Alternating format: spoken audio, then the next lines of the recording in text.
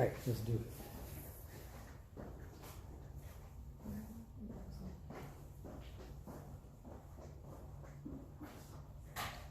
Who wants to go first? Right.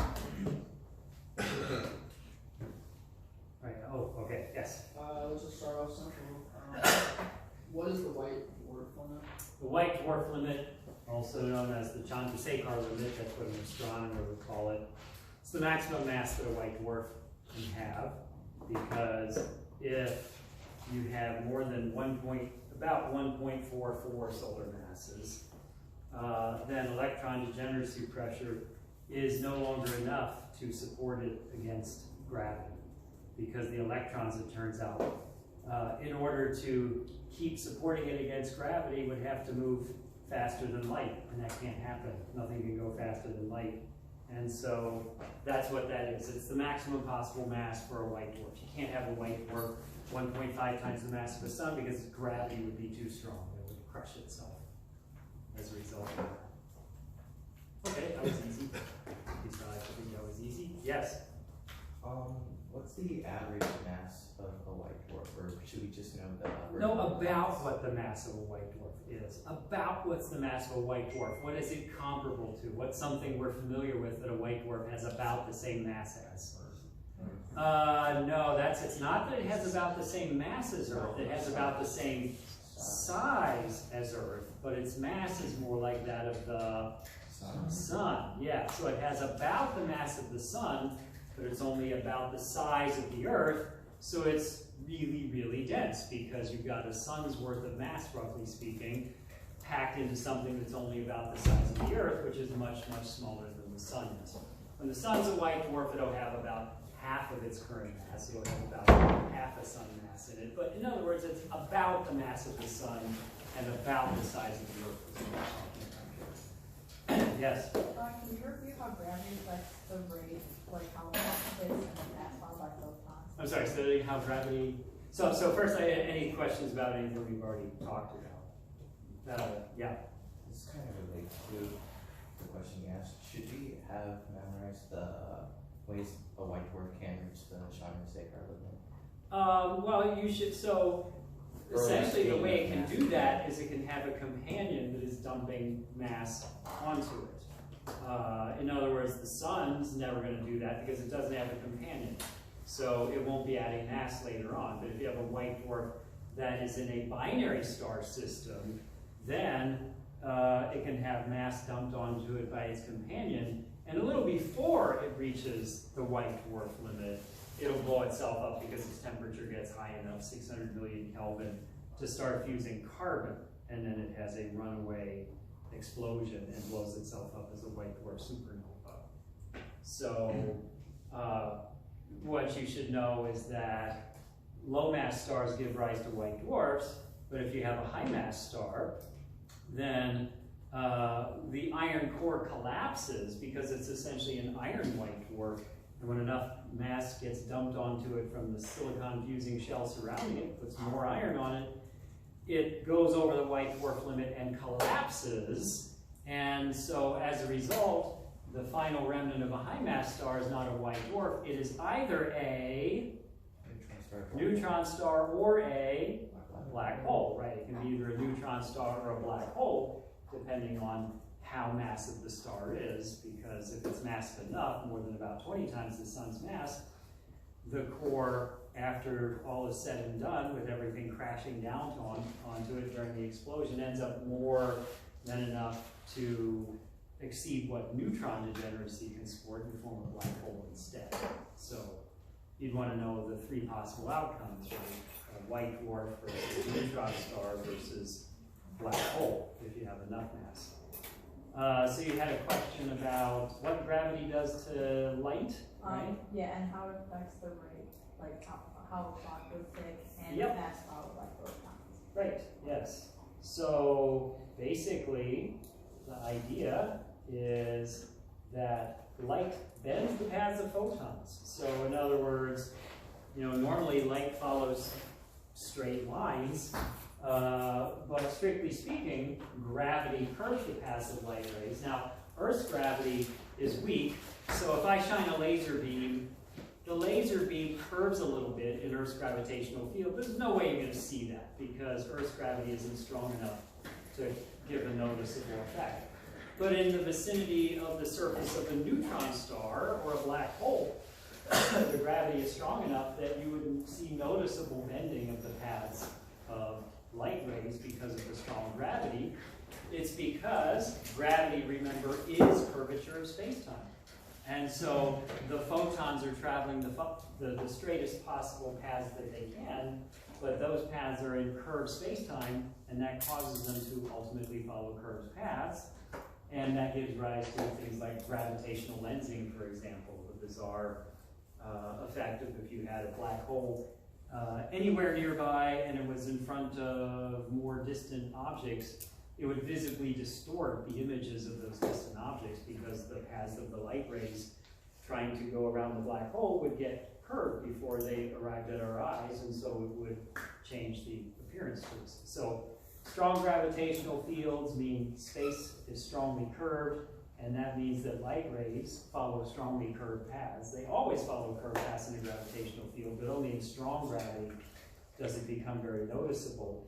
And then the other thing is that we mentioned how gravity slows down time. In other words, in the sense that clocks in a gravitational field take slower than clocks far away from the source of gravity. And this is a real effect. It's verified every day when you use GPS receivers, because we need to account for the slowing down of clocks on Earth's surface compared to clocks on satellites, GPS satellites orbiting the Earth due to the stronger gravity near Earth's surface. It's a tiny effect, but GPS requires such precise timing that if you didn't account for it, GPS would not work. But if you were in the vicinity of a black hole, it becomes much more extreme. It would become much more noticeable, such that, for example, if you imagine kind of taking a trip very close to the event horizon. Now, good luck surviving that, but if you had somebody go very close to the event horizon and come out the other side, they would have aged much less than the rest of the universe outside them did, because their clocks would have been ticking so slowly compared to outside clocks when they were close to the event horizon. So that gives rise to fun things like the movie Interstellar, where they have a scene where one guy stays behind and the heroine and hero go near Gargantua, the black hole, and they come back and the guy who they left behind is like years older and they were not as a result. So, but that would really happen if you could pull that off. It's a part of the real universe. Any follow-up questions on that? Yes? While you have that up, can we talk about the singularity? Sure.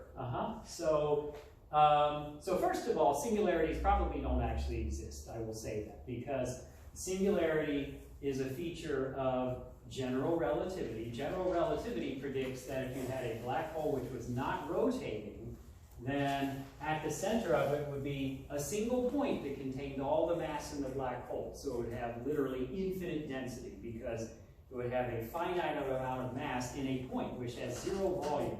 So it would be infinitely dense.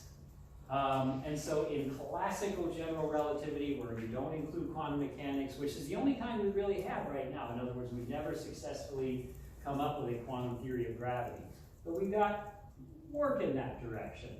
But if you leave quantum mechanics out, the singularity is the point of infinite density at the center of your non-rotating black hole, and all paths end on the singularity if you cross the event horizon. If you cross the event horizon, you'd have to go faster than light to get back out of the black hole, which is impossible. You can't go faster than light. And you can show that no matter what you do, your trajectory will take you onto the singularity once you cross the event horizon, so you're doomed. You are going to become part of the singularity. Probably when we have, the reality is probably that quantum mechanical effects prevent an actual point of infinite density from existing.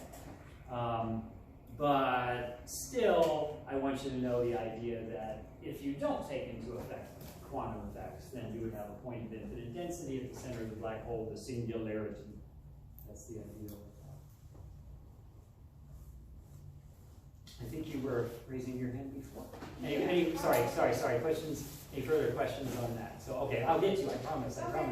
Yes. What's just like, how do I explain the radius then? So the Schwarzschild radius, so you could get away with saying it's the radius of the event horizon. The event horizon is the surface where it's a sphere around the singularity such that if you cross it, you ain't coming back. It's impossible to get out. And this picture is kind of showing the idea, the Schwarzschild radius is the radius of the event horizon. More precisely, 4 pi times the Schwarzschild radius squared is the area of the event horizon. If it was an ordinary sphere, the surface area of a sphere, 4 pi r, it is 4 pi r squared, 4 pi times the radius. Space is so curved in the region of the singularity that that's actually not true anymore, that this is literally the distance from the singularity to the event horizon. So you can't literally interpret it that way. Instead, the Schwarzschild radius is defined to be the quantity where if you square it and multiply it by 4 pi, that's the surface area of the event horizon. So it's what the radius would be, the distance to the event horizon from the singularity would be if it weren't for the fact that space is so strongly curved there. Yes, question? Yeah, my question was, could you explain the difference between the two cosmic events that cause the gamma ray burst? Yeah, so there are two ways that we can get gamma ray bursts. So one is a so-called hypernova, which really just means a supernova of a really massive star. So black holes, it would appear, are often born in hypernovae. So just supernova explosions of very massive stars, which it turns out produce beams of radiation, and there's gamma rays in those beams of radiation that come out in two opposite directions out of the event that forms the black hole. And the other way we get gamma ray bursts is when neutron stars merge with one another. So if you have a pair of neutron stars, they emit gravitational waves as they orbit one another, and after a long time they eventually spiral into one another and merge with one another, which can either create a bigger neutron star, or if their masses are large enough, what would often happen is they would merge and form a black hole as a result. But during the collision, you would get a gamma ray burst. So there's hypernovae and neutron star mergers. And neutron star mergers, again, are where many of the elements in the universe are produced, some of the rarer elements, like gold, silver, and platinum. So jewelry elements, so to speak, were made by neutron star collisions. So, oh look, I'm wearing some fragments from a neutron star collision that produced a gamma ray burst billions of years ago.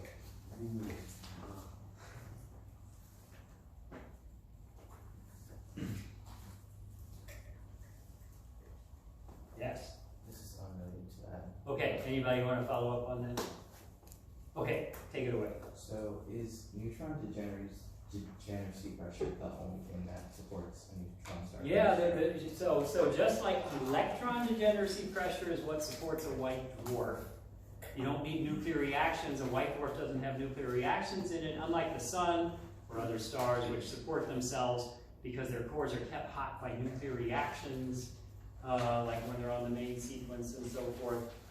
A white dwarf, the degeneracy pressure of the electrons is enough to support it against gravity. So it would last forever. Even when it cools down towards zero temperature, the electron degeneracy pressure would still keep it from collapsing. And similarly, in a neutron star, the neutron degeneracy pressure is what keeps it from collapsing under its own weight. And so a neutron star is also would be stable forever. It could cool down, and if nothing disturbs it, it could literally last forever and spend eternity as a cold, dead lump of neutrons that would always support itself by the fact that the neutrons are degenerate. Is that for every neutron star or just up to a certain mass? Nope, it's for every neutron star, because if you get to, so there's a white dwarf limit, a maximum mass that a white dwarf can have, because the electrons would have to move the speed of light in order to keep up the pressure to keep it from collapsing. There's also a limit too for neutrons, degeneracy pressure. We are not sure exactly what it is, it turns out, because a neutron star, to calculate how the neutrons interact with one another, they're interacting via the strong nuclear force. And it's harder, it turns out, to do calculations with the strong nuclear force than it is with the electromagnetic force. And so with white dwarfs with electron degeneracy pressure, they're interacting electrically with one another. We can do the calculations for that. The calculations are harder to do for neutrons interacting with one another, which means we're not sure exactly what the number is, but it's probably somewhere between 2 and 3 times the mass of the sun. And so a neutron star beyond a certain limit would have that the neutrons would be having to move the speed of light in order to keep up enough pressure to support gravity. That's impossible. And so even neutron degeneracy pressure is not enough to support such an object. And then it would keep on collapsing because gravity would win, there'd be nothing to stop it, and so it becomes, instead of a neutron star, it becomes a black hole. If you have a massive star and the core that collapses is massive enough, it temporarily stops for a moment when it turns into a ball of neutrons. But if that ball of neutrons is massive enough, even that can't stop it forever. And so it just keeps on going and crushes itself down into a black hole, because even the neutron degeneracy pressure isn't enough to support it. And then that's end of story. In other words, past that, black hole, black hole, black hole. Yes? I have a different question. Okay. All right. We have approval. You're allowed to ask your other question. Can you explain the difference in the history of star formation and the disk and the halo? Yeah, so we've got disks of galaxies, halos of galaxies. So here is kind of a picture of the Milky Way. And so the disk is where the sun lives, and the disk is full of stars of all ages and gas and dust. In other words, the disk in a spiral galaxy is where the interstellar medium is, where the gas and dust are that new stars can be born out of.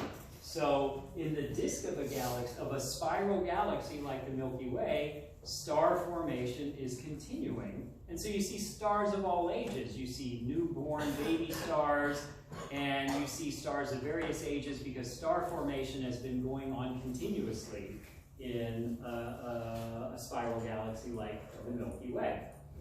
The halo, on the other hand, doesn't contain gas and dust like the disk does, nowhere near that kind of quantity of gas from which you can form new stars. Star formation in the halo started early and ended early, and so as a result of that, the halo contains field stars, in other words, stars that are just wandering around by themselves at every odd inclination to the disk, and also most prominently what we call globular clusters, which are spherical clusters of old stars. They formed billions of years ago. They're all generally very, very old, on the order of 10 billion years old or more, are globular clusters based on the turning points on their HR diagrams. So in other words, the difference is star formation has been happening continuously in the disk, and you have stars of all ages. In the halo, it started early in the formation of the galaxy, it ended early in the formation of the galaxy, and so the halo only contains old stars. It doesn't contain young stars as a result of that.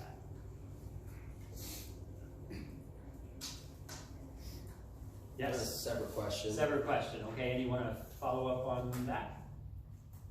Time's up. Okay, yes. So just some of the distances Yeah. that were on the Review guide. So Mhm. the sun's distance from the center of the universe Yep. Careful. from our Center of the galaxy. galaxy, right? Yes. Right. What is that? I would say it's about 27,000 light years, as a matter of fact. 27. Yeah, it's about 27,000 light years. Yep. And then Whereas the galaxy itself is about 100,000 light years across. So in other words, we're about halfway out to the edge of the disk, because 100,000 light years across is the whole disk. That means 50,000 light years from center to edge. We're 27,000 light years away from the center. That's about half the way out to the edge of the disk. and So we're then- kind of in the middle suburbs, so to speak.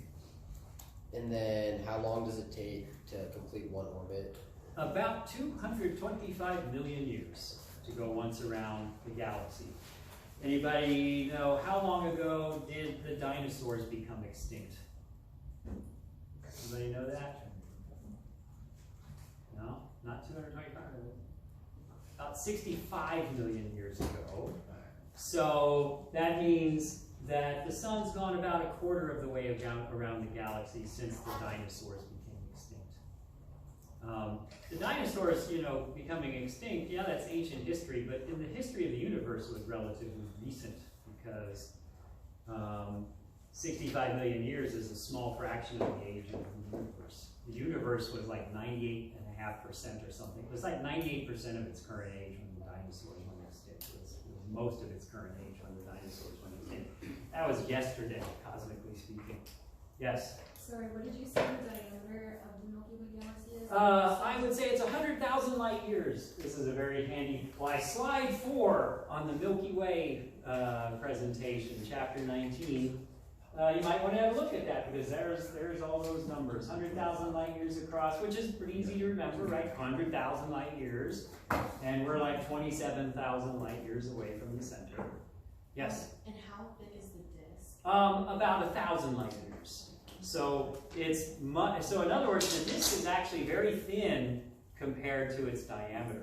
If the disk was 1 meter across, if you imagine like a big pancake 1 meter across, like this meter stick, the disk is only about 1 centimeter thick. So it's a pretty flat pancake, as a matter of fact. The disk is not that thick compared to its diameter. You said it was how thick? About 1,000 light years. But it's 100,000 light years across. So that's it's only about 1% as thick as it is wide. In other words, that's the same ratio as 1 centimeter to 100 centimeters. So meters, in fact, the meter stick, in other words, if I hold this up like this, the thickness of the meter stick is too thick to be the thickness of the galaxy if the galaxy were as wide as this. So the disk is pretty thin, as a matter of fact. 1,000 light years is a large distance, but 100,000 light years is an even bigger distance. And so, fractionally speaking, it's not that thick. Yes? What is the evidence that there's a supermassive black hole? Well, there's various evidence, but the most impressive evidence, I would say, is that we have actually been able to observe by taking photos from year after year after year. So this is literally points that plot the changing positions of a number of stars that are near the center of our galaxy, near the radio source Sagittarius A star, between 1995 and 2014. And so we plot the orbits of those stars, and then we can use Newton's form of Kepler's third law on them. We know how far away they are, so we can convert the apparent size of the orbit into the actual size of the orbit in kilometers or AU or whatever you want to use.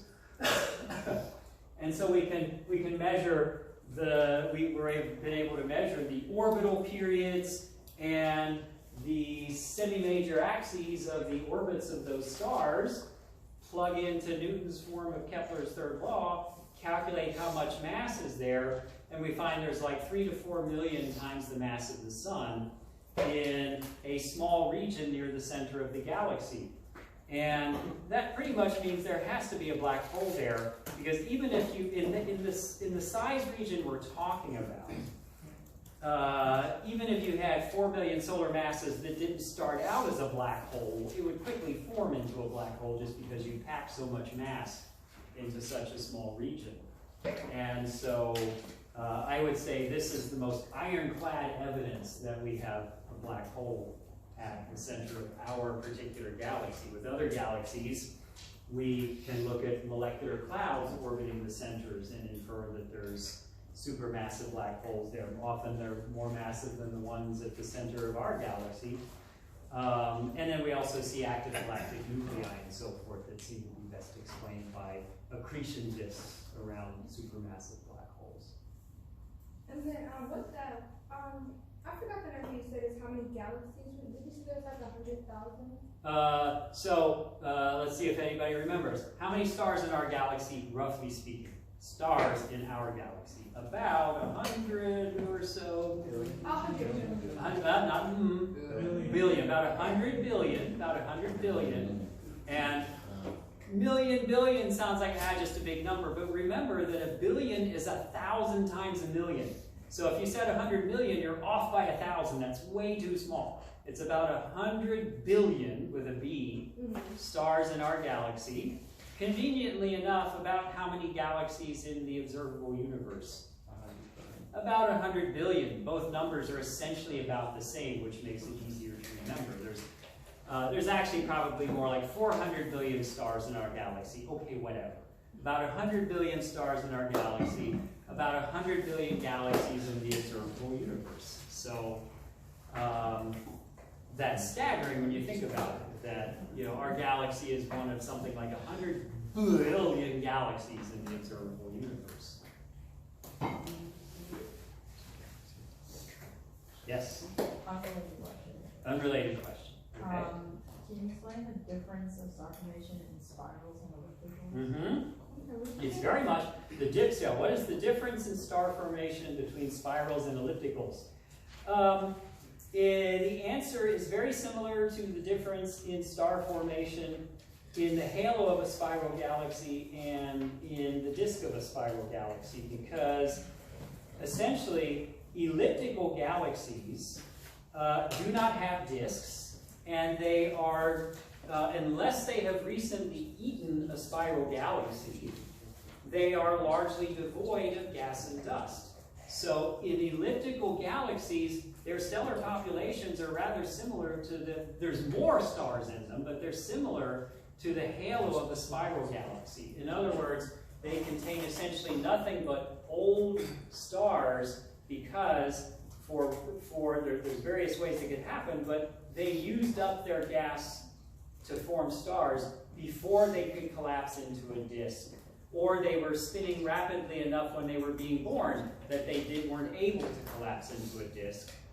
And so as a result, star formation is not happening in elliptical galaxies, and they contain old, redder stars, because all the young, hot blue stars died long ago in an elliptical galaxy. Whereas in a spiral galaxy, you've got a disk that has gas and star formation happening inside it. So spiral galaxies, you've got young O and B type blue stars that make their disks blue. So that's how that goes. Yeah? Can you repeat that first part for the elliptical galaxy? Yeah, so elliptical galaxies, they don't have disks. The stars are distributed in an ellipsoidal shape. Could be spherical, could be ellipsoidal, in other words, kind of football shaped.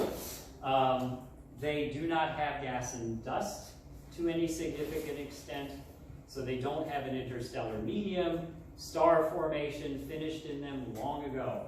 The only way you can get star formation in an elliptical galaxy is if it eats a spiral and gets a new supply of gas by eating a spiral, which happens, but then you get something that's kind of a composite object.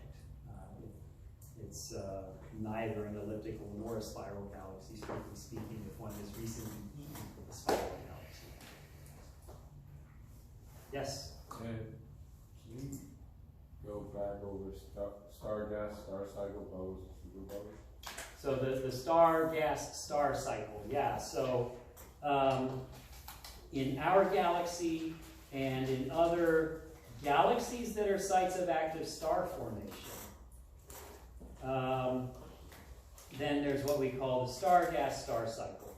And the essential idea of that is that the interstellar medium becomes enriched over time because each generation of stars fuses hydrogen into helium and then helium into other elements, and then when those stars die, some of the elements that they created by fusion in their cores while they were alive, so to speak, get returned to the interstellar medium.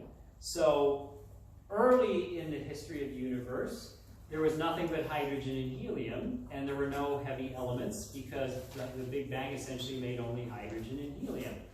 The first generation of stars added some heavy elements to the interstellar medium.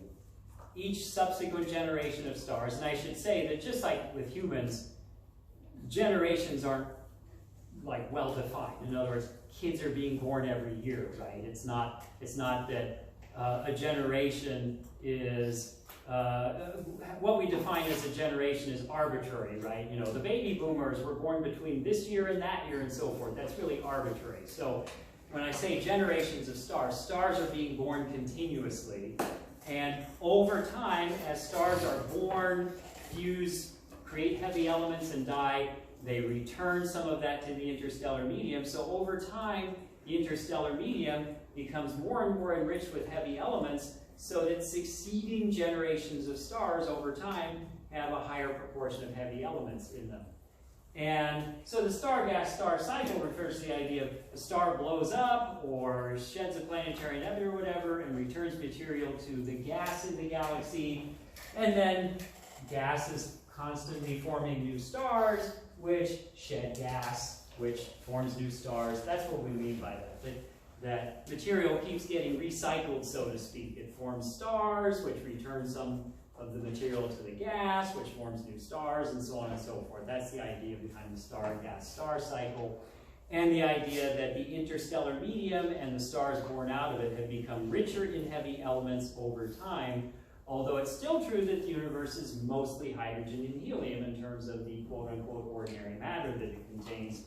Even the stars that are richest in heavy elements are never more than about 4% heavy elements, and what the sun is in the disk of our galaxy is more typical. The sun has about 2% by mass heavy elements.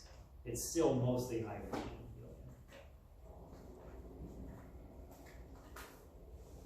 helium. One moment, because I think you had a question. Is that true? Or?